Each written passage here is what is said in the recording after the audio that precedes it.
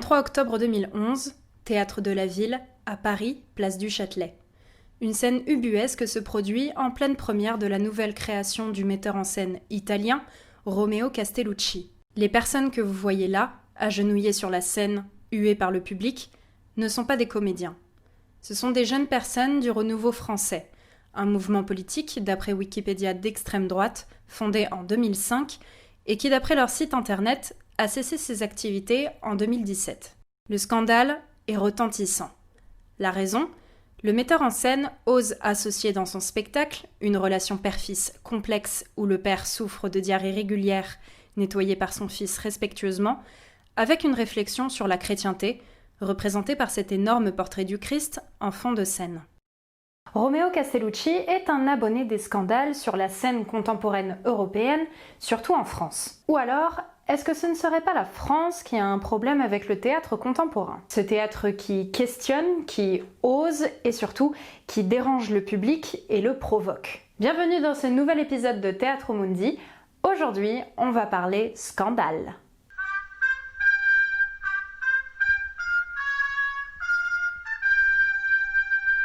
On ne va pas que parler de Romeo Castellucci dans cette vidéo. J'aimerais vous présenter de façon chronologique 3 scandales qui, par bien des aspects, ont bousculé le public français et ce qui était permis de montrer au théâtre lors de leur médiatisation. Et le premier, vous vous en doutez bien, je ne pouvais pas passer à côté. Il s'agit de notre idole de la comédie classique, Molière, et sa pièce L'École des femmes. Créée le 26 décembre 1662, L'École des femmes est le premier gros projet de Molière. En effet, avant cette pièce, il n'a jamais écrit de grande comédie en 5 actes et en vers. Cette pièce est pour lui déterminante pour entrer définitivement comme personnage important de la cour du roi. Il a de la chance, la première est un succès. Le roi Louis XIV est fan, et il assiste plusieurs fois à la représentation de la pièce et affiche publiquement son affection pour la pièce et son auteur. Alors, où est le scandale dans tout ça et qui l'a déclenché ? 2 choses sont reprochées à Molière. D'abord, il aurait plagié divers auteurs contemporains. Mais surtout, c'est l'écriture du personnage principal féminin, Agnès, qui est problématique pour certaines personnalités du monde catholique et des dévots.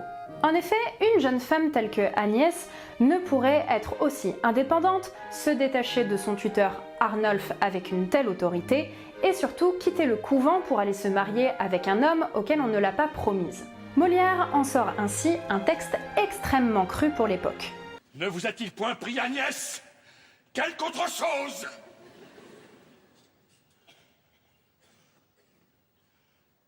Ouf ! Hé, il m'a Quoi ? pris Hein ? le... Plaît-il ? Je n'ose. Et vous vous fâcherez peut-être contre moi. Non ! Ça parle de sexe. Molière réagit immédiatement en publiant d'abord une préface à sa pièce en mars 1663, puis il crée la critique de l'École des femmes le 1er juin de la même année.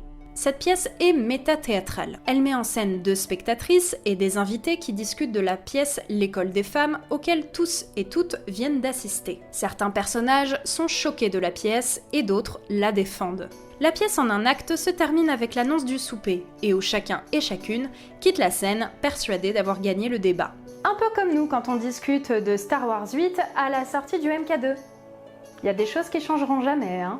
La querelle de l'École des femmes est une querelle qui se fera par pièces interposées. Après la critique de Molière, une contre-critique suivra bourrée d'attaques personnelles envers l'auteur. Ce dernier répliquera une 3e fois avec l'Impromptu de Versailles, pièce qui place la question de l'acteur au centre du débat et faisant de son auteur le principal sujet. Molière a finalement très bien réussi son coup, parce que la pièce, son scandale et les diverses critiques successives ont finalement été un coup de pub énorme pour Molière, qui en a largement profité après. L'École des femmes est une pièce comique d'un nouveau genre, faisant questionner le public sur des problèmes sociaux de fond. Et ça, notamment le public conservateur et les dévots, ils aiment pas trop ça. Mais qu'en est-il quand ce n'est pas le sujet de la pièce, mais bien la forme qui fait débat ? C'est ce que nous allons voir dans ce second scandale, la bataille d'Hernani.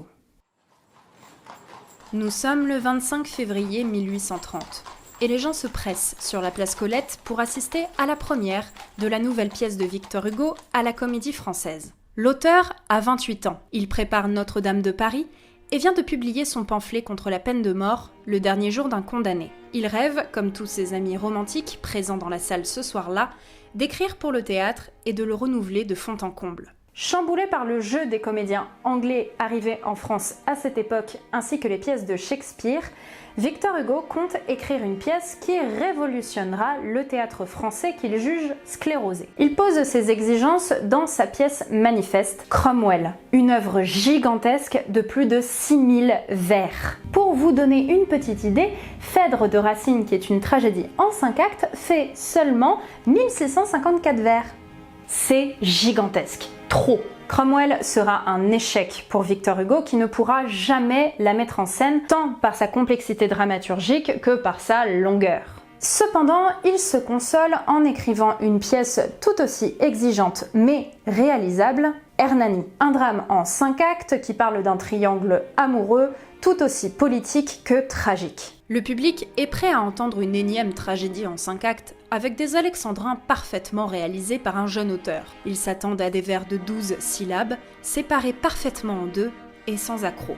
Et ce qu'ils vont entendre dès la première scène, le premier vers, va les surprendre au plus haut point.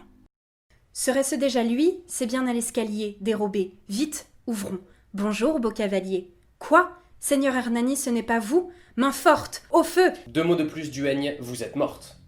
Déjà là, c'en est trop. Une pointe d'humour, des vers cassés, de la violence dès la première scène, les huées commencent à monter. Le public des bourgeois habitués s'insurge, les amis de Hugo romantiques répliquent. On lance toutes sortes de choses et on en vient aux mains. On dit même qu'un chou serait tombé sur la tête d'Honoré de Balzac.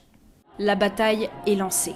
D'un côté, les grisâtres, jugeant que la pièce insulte le théâtre classique, et de l'autre, les chevelus, prônant la liberté de création. Dans ce brouhaha et ces insultes, la pièce continue. Et petit à petit, les voix se taisent, laissant une petite chance à Hugo de prouver qu'il en a sous la semelle. Au tomber de rideau, c'est une standing ovation. Les bourgeois habitués sont convaincus. La bataille de la première est gagnée, mais Hugo sait que ce n'est que la première et qu'il faudra chaque soir recommencer et encore convaincre. Toutes les représentations durant 4 mois furent chahutées. Et certains détracteurs de Victor Hugo venaient régulièrement voir la pièce afin de connaître par cœur les répliques et de savoir quand il pouvait siffler dans la salle. Dehors, on se moque de Victor Hugo et les parodies d'Hernani dans les petits théâtres parisiens font légion. La bataille d'Hernani, c'est une bataille idéologique. À quel point peut-on bouger les lignes de ce qui est montrable, voire même écoutable sur scène? Victor Hugo a choisi un bulldozer apparemment pour répondre à cette question. Hernani est aujourd'hui étudié dans tous les lycées de France et permet de comprendre ce qu'est le romantisme, un mouvement profondément engagé pour la liberté de création. Et en parlant de liberté de création, on va conclure avec l'affaire de Romeo Castellucci. Dans le théâtre contemporain, il y a les mises en scène de pièces connues et il y a les créations. Eh bien, Romeo Castellucci est un ovni qui fait les deux. Romeo Castellucci est italien, et toute son œuvre parle de notre rapport à Dieu, à l'au-delà et à la chrétienté, et à ce qu'on fait des figures de la chrétienté. Institut Civitas, le GUD, Action française, toutes ces associations ont hurlé au blasphème. Et ils ont hurlé jusqu'à vouloir interdire le spectacle, jusqu'à jeter de l'huile de vidange sur des spectatrices à l'entrée du théâtre, jusqu'à manifester tous les soirs de représentation à Paris et jusqu'à suivre toutes les représentations du spectacle dans toute la France pour empêcher qu'il se fasse. C'est un acharnement. Et je ne peux pas dire si le spectacle était effectivement blasphématoire ou pas parce que je ne l'ai pas vu. Un peu comme les gens qui ont manifesté devant le théâtre. Oupsie! Tout ce que je peux dire, c'est que verser de l'huile de vidange sur des gens, c'est pas très cool. Surtout si on se base sur des fausses informations pour justifier de ces actes. Parce que, effectivement, les manifestants hurlaient que Castellucci faisait déverser des excréments sur le portrait du Christ à la fin du spectacle. Ce qui était faux, c'était de l'encre noire. Je sais que ce sujet touche une corde extrêmement sensible. Et oui, une partie du public peut être touchée dans sa foi et son rapport à Dieu. On peut aussi juste ne pas aimer le spectacle.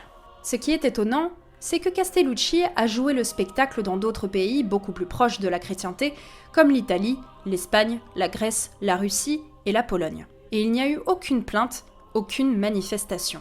Rien. Alors pourquoi la France en particulier serait plus sujette à réagir fortement dès qu'on questionne ou qu'on propose un nouveau modèle, sans pour autant détruire ce qui a déjà été fait? Peut-être qu'en France, on est trop attaché au théâtre. Parce que finalement, ce n'est que ça, une pièce de théâtre. Alors évidemment, s'il y avait un appel à la haine ou des discours problématiques de la part de l'auteur dans ses spectacles ou dans son quotidien, je ne dirais pas la même chose. Mais Castellucci, dans toutes ses interviews, n'a jamais parlé négativement des religions, quelles qu'elles soient. Il a toujours tenu un discours simple et sans appel à la haine. Il questionne des problématiques complexes et des sujets de fond.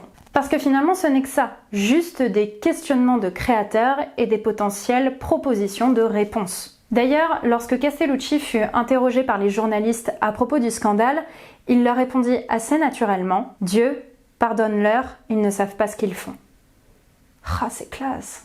Merci d'avoir suivi cet épisode, j'espère qu'il vous a plu. N'hésitez pas à regarder en description les divers liens que j'ai mis par rapport à l'affaire Castellucci si vous êtes intéressé, c'est absolument passionnant. J'aimerais d'ailleurs faire d'autres vidéos sur des scandales un peu plus récents. Si ça vous dit, dites-le moi en commentaire. Je vous fais des bisous numériques. Ciao!